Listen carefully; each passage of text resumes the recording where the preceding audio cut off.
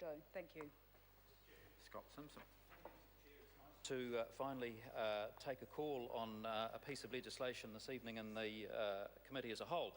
This environmental reporting bill is an important piece of legislation, and in talking to part one of the bill this evening, sir, I just really want to make the point that in Select Committee we had very useful and constructive conversation and debates around a whole range of issues, and particularly relating to the Purpose Clause, Clause 3, which was well debated in committee. And ultimately the committee decided by majority that we wanted to simplify the clause that was first proposed to us in first reading of the bill, which was long-winded and didn't really get to the nub of what the purpose of the bill was. So we've ended up by majority moving or landing on a place where it says that the purpose of this Act is to require regular reports on New Zealand's environment.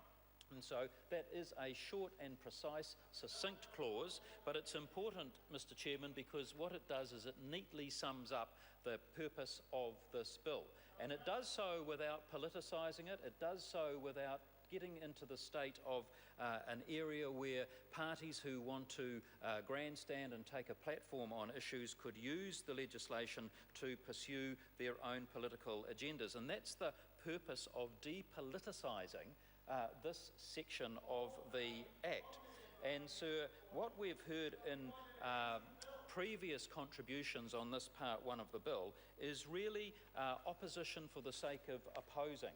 Because really deep down I know that as Select Committee Chair that members opposite really do want to support this legislation, and they do want to support it, sir, because this is the first time that New Zealand will have a legislative regime, once this bill is passed, that ensures that we do have regular independent reporting on the environmental matters relating to the domains that are so important to our environmental surroundings. So Clause 4 in the interpretation clause, sir, lists those domains, the air domain, the atmosphere and climate domain, the biodiversity area and climate is defined as well. And so these are where the meat, if you like, of the legislation is defined for a reference in terms of the domain reports that will be provided on a regular basis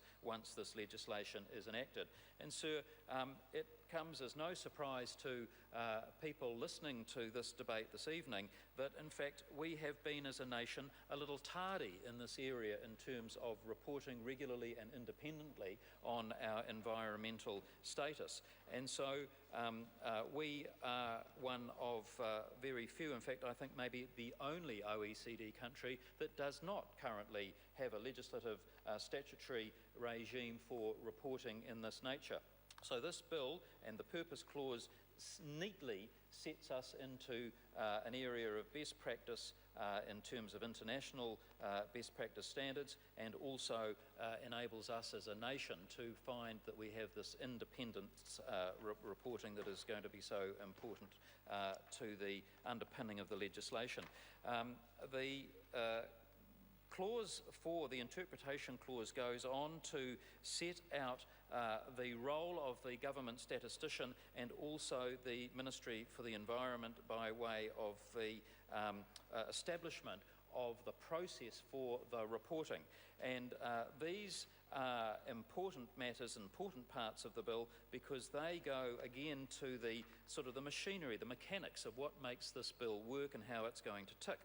And bringing together the agencies of the Department the Ministry for the Environment and the government statistician, it means that we'll be able to draw as a nation upon the independent and well-respected credible resources of both those state agencies in a way that has previously been unavailable to us as a nation.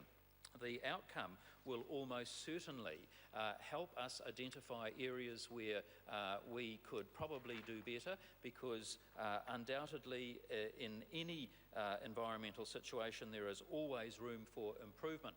And it's very obvious to those of us that have been involved in business and commercial matters, sir, that we understand that what you can't or don't measure really has no relevance or importance. And so for too long, Mr. Chair, our legislation has not enabled us to measure these important aspects of our environment. And so I'm very confident that where we've landed as a select committee will ensure that the role of the government statistician will provide the kind of robustness that will be equalled and measured by the input of the Ministry for the Environment, and that those two agencies will be able to provide us with the independence that is being sought by members opposite. Sir, there is a treaty clause.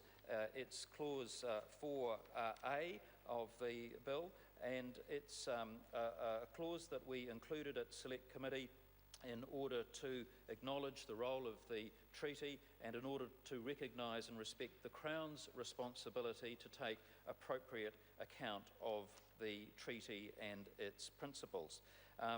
This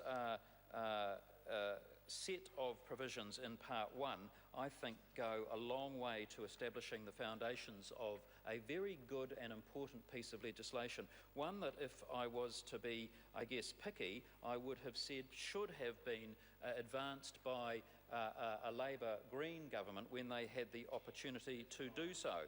And for members opposite now to be literally clutching at straws to find reasons to oppose this very good piece of legislation when they had more than enough opportunity to bring something like this in themselves when they had that chance and chose not to.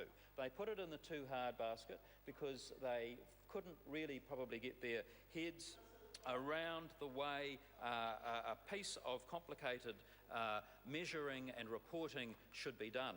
And so to hear members opposite now opposing for, as I say, sir, largely the sake of opposition, a bill that deep down I know they wish to support is somewhat galling for members on this side to have to listen to. This is very good legislation.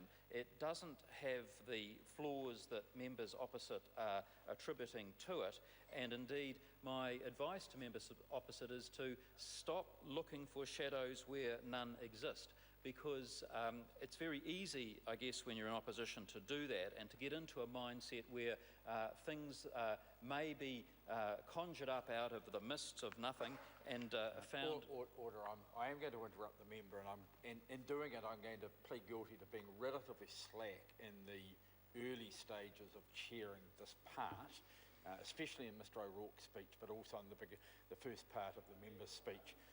What we're debating at the moment is part 1 of the bill as it has been reported from the Select Committee.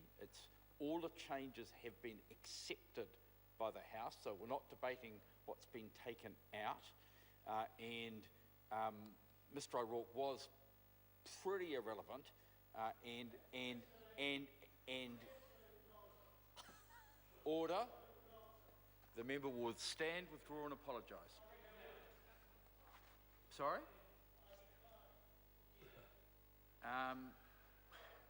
The member, in my experience in these matters, and it is pretty substantial, does not have a choice. The member will stand, withdraw and apologise.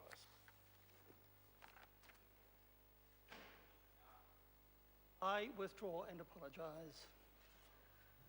Now, as I was saying, attempting to say, replying to speeches which are irrelevant is in itself irrelevant, and the member has now got into that, and it's my intention to tighten this debate right up.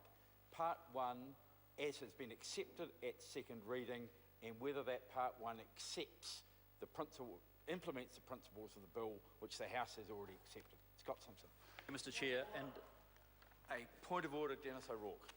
Well, point of order, Mr Chairman. I wish to say to you that I object very much to the comments you made